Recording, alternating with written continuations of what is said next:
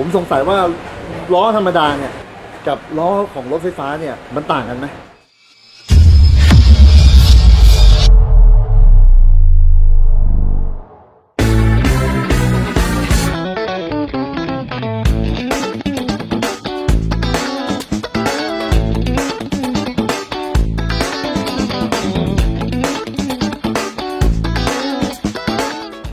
พี่บัสวันก่อนผมไปเปิดตัวรถไฟฟ้ามารถ EV 100%เลยนะครับโอล่ากูดแคทผมอยากรู้ว่ารถไฟฟ้าพวกเนี้ยเรามีล้อใส่ไหมมีสิครับผมสงสัยว่าล้อธรรมดาเนี่ยกับล้อของรถไฟฟ้าเนี่ยมันต่างกันไหมต่างกันนะครับสำคัญก็คือน้ำหนักนะครับการลดแรงเสียดทานต่างๆพวกนี้น้ำหนักน้อยเคลื่อนที่ได้เร็วกว่าประหยัดกว่า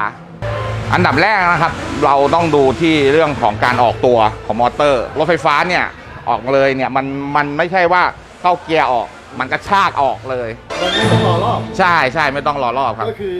สตาร์ทเสร็จปุ๊บเหยียบก็คือมอเตอร์ทำงานเต็มร้อยเลยใช่ครับในการกระชากออกตัวของมอเตอร์เนี่ยนะครับมันก็ต้องใช้แรงเยอะทีนี้เนี่ยในมาตรฐานที่ยาชิมีครับเป็น VIA นะครับซึ่งผ่านการทดสอบจริงรูน็อตแต่ละรูเนี่ยนะครับหรือโครงสร้างของตัวล้อแต่ละส่วนเนี่ยนะครับถูกการทดสอบในขั้นตอนของ VIA มาทุกขั้นตอนสามารถทนแรงกระแทกได้และยิ่งเป็น3 VF ซึ่งออกแบบไม่มีความแข็งแรงสูงนะครับแล้วเบาก็จะทำให้รถเนี่ยวิ่งได้กิโลเพิ่มขึ้นแต่ถ้าสมมุติไปเปลี่ยนใช้เป็นล้อปกติทั่วไปมันก็จะหนักทีนี้เนี่ยในการที่จะออกตัวในการที่จะวิ่งในระยะทางยาวๆเนี่ยมันก็จะกินแรงง่ายๆมันก็ส่งผลให้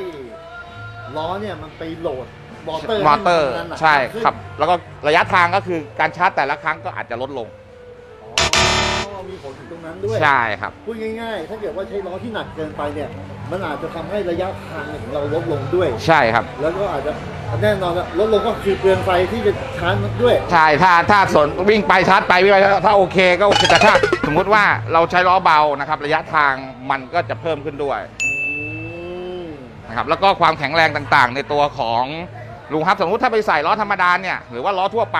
การรับประกันในเรื่องของมาตรฐาน VIA ที่เป็นของแท้เนี่ยจะทนแรงกระชากของมอเตอร์ได้มากน้อยแค่ไหนนี่เราตอบไม่ได้แต่ยาชิโอด้าผมรับรองได้ตอนแรกผมคิดว่ารถไฟฟ้าเนี่ยจะทำความเร็วสู้รถสันดาปไม่ได้นะแต่ในความจริงผมคิดผิดนะครับผมไปทำรายการมาเกี่ยวกับรถไฟฟ้าเนี่ยผมค่อนข้างแบบแปลกใจมากเพราะว่ารถไฟฟ้าไม่ว่าจะเป็นรถเก่งรถมอเตอร์ไซค์เนี่ยโอ้โหมันทำความเร็วได้สูงมากโอ้วันนั้นที่ดูของที่ไปทำมานี่200ก็ยังมีเลยครับ200กว่าใช่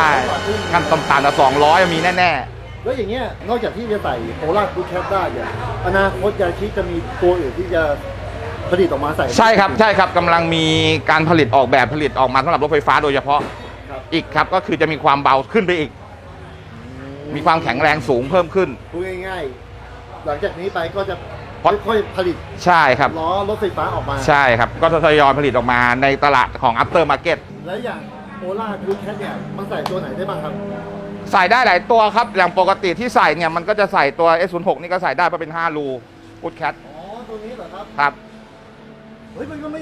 ไม่หนักนะใช่ครับเวลาเปลี่ยนนี่เปลี่ยนโหมด4ล้อใช่ครับเป็น4ล้อแล้วต้องแปลงอะไรไหมครับไม่ต้องเลยครับใส่ได้เลยใช่น่าสนใจเพราะว่าโดยปกติก็คือทางยาชิโอด้าก็มีเทคโนโลยีในเรื่องของ3 VF นะครับก็3แกนหมุนในเรื่องของ performing ทำให้ล้อมันเบาบีบอัดรีดให้มีความแข็งแรงเพิ่มขึ้นด้วยแสดงว่าหัวใจสำคัญหลักของการที่จะเอาล้อใส่รถไฟฟ้าเนี่ยก็คือล้อต้องเบาใช่ครับแล้วสเปคต้องตรงใช่ที่ของเขามาใช่ครับถ้าเกิดว่าเราไปเปลี่ยนสเปคอะไรเนี่ยอาจจะทำให้เซ็นเซอร์มันใช่ครับมันมีเซ็นเซอร์อ่านอยู่ในตัวของมันอยู่มีทั้งเรื่องของลมเรื่องของขนาดล้อเรื่องของทุกอย่างเนี่ยก็จะคล้ายๆกับรถทั่วไปเพียงแต่น้ำหนักจะต้องเบาอันนี้เป็นความรู้เลยนะครับว่าล้อที่ใส่รถไฟฟ้าเนี่ยจะต้องเบานะครับแล้วก็สเปคจะต้องตรงตามโรงงานผลิตที่เขาให้มานะครับใช่ครับอันนี้ต้องขอบคุณพี่บาสมากเลยที่ให้ความรู้ครับผมครับขอบคุณครับ